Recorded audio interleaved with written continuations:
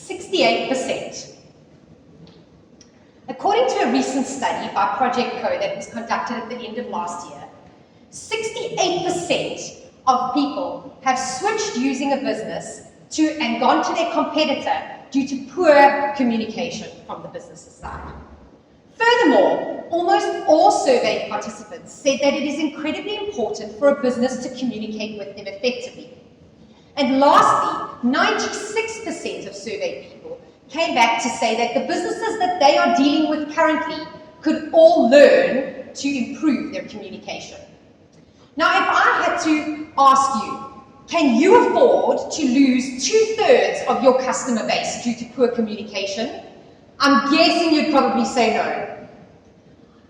If I had to ask you to put up your hands, if you think that you or your business communicates effectively, most of you probably would. Don't worry, I'm not going to ask you to do it.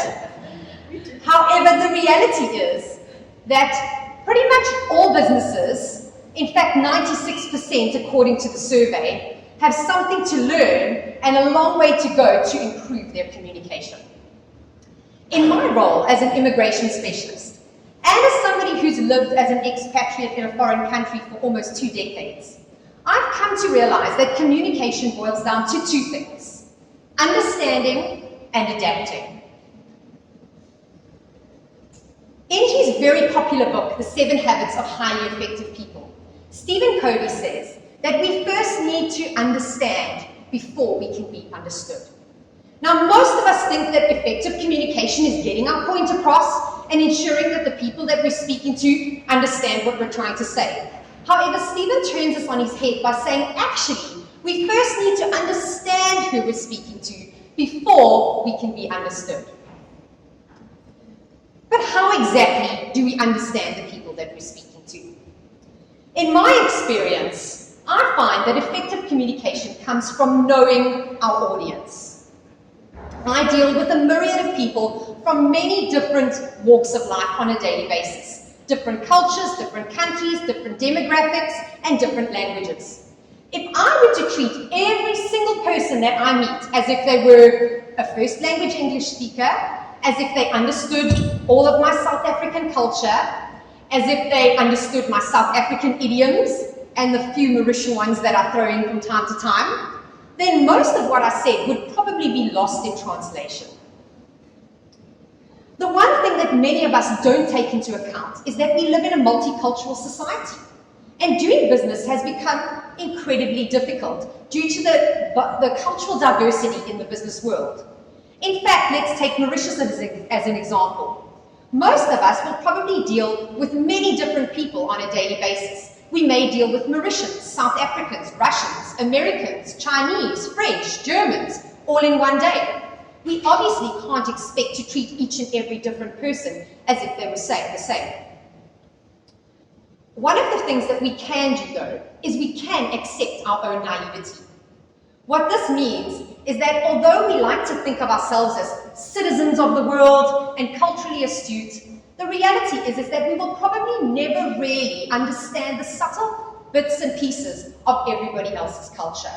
We need to understand that we don't know it all. We need to be open-minded when we are dealing with other people and avoid stereotypes that are sure to isolate our audience. Secondly, we need to develop cultural self-awareness. Knowing who we are and where we come from, what makes us do the things we do, goes a long way in helping us understand others. As an example, I'm sure you can hear I am South African. And South Africans, as some of you may know, have a tendency to be somewhat forceful from time to time. Sometimes this is perceived as being aggressive. While this is generally not the case, it is important to know when to dampen down this forcefulness, because what can happen is that when we are dealing with somebody who doesn't understand it as just being forceful and as part of our culture, they may perceive it in a very, very negative way. And lastly, we need to understand people by being an active listener.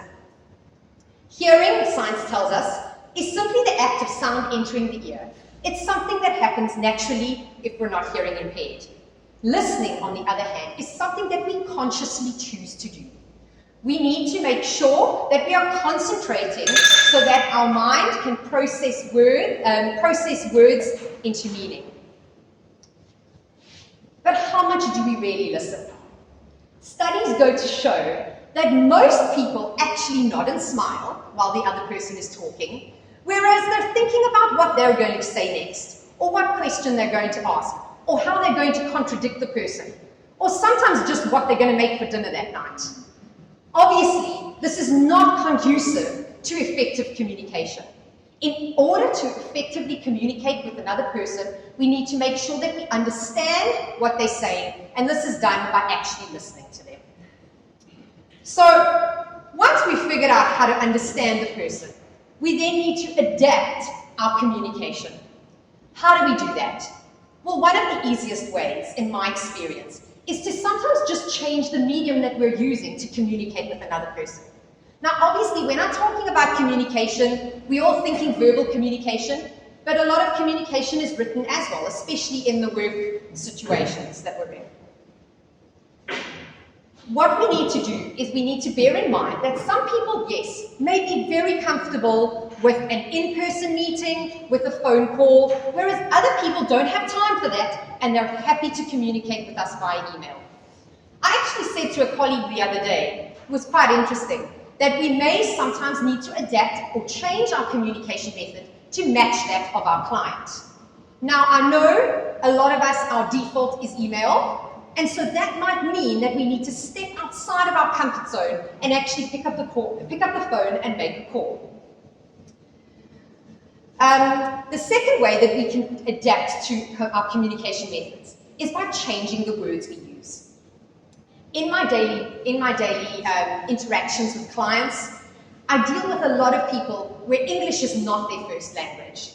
And I have to bear in mind that because there are various different levels of their English ability, I need to adapt the way that I speak to these people based on how much they do and do not understand. Obviously, I need to pay attention firstly to see if they're even understanding what I'm saying.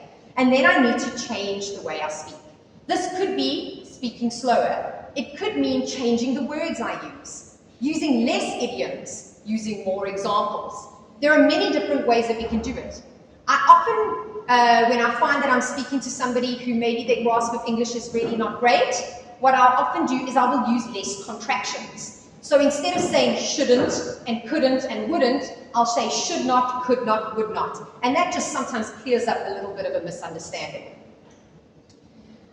A couple of examples I've got. A few years ago, I was speaking to a client who was in the process of opening his personal bank account in Mauritius. And I picked up the phone and said to him, "Did you come right with the bank?" He was quiet, and he said, "Please, can you repeat that?" So I repeated myself, "Did you come right with the bank?"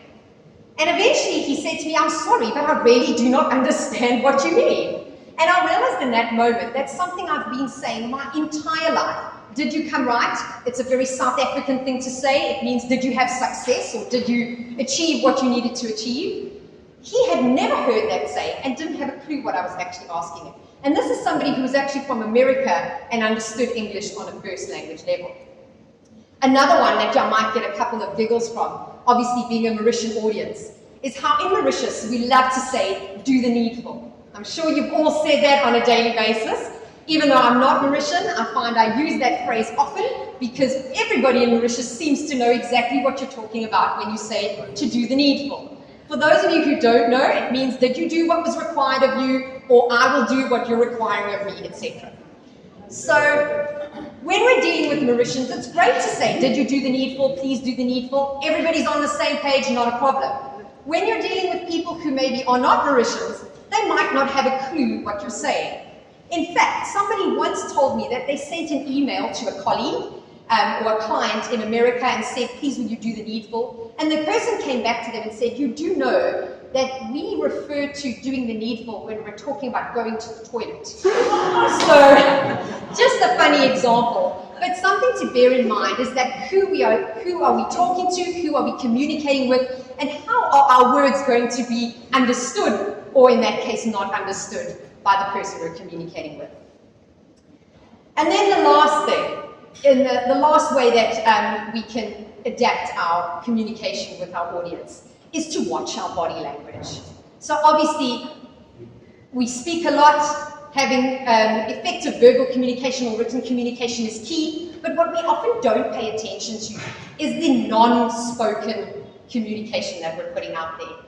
Things like eye contact, use of space, and use of personal touch. What is our tone of voice like?